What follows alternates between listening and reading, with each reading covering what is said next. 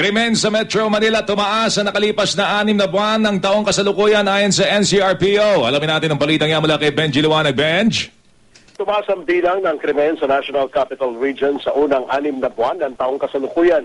Sa tala ng NCRPO National Capital Region Police Office mula Enero hanggang Hunyo ng taong kasalukuyan, umaabot sa 29,231 na italang total crime volume. Higit na mas mataas ito sa 18,671 na naitala noong taong 2011 sa kaparehong panahon. Nakapagtala naman ng 325 insidente ng riding in tandem ang NCRPO mula Enero sa naturang insidente. Umabot sa 355 ang kabuang nabibiktima.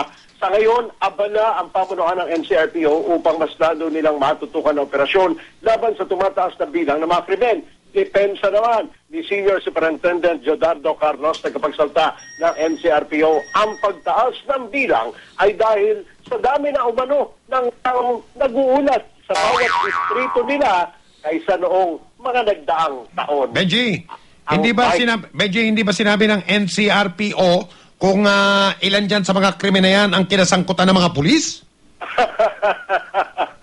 Hindi nila sasabihin, Mike. Dahil pulis yun. Ang inyong kapuso, Benji Liwanag, CMA, nagulat para Super Balita sa umaga, Nationwide.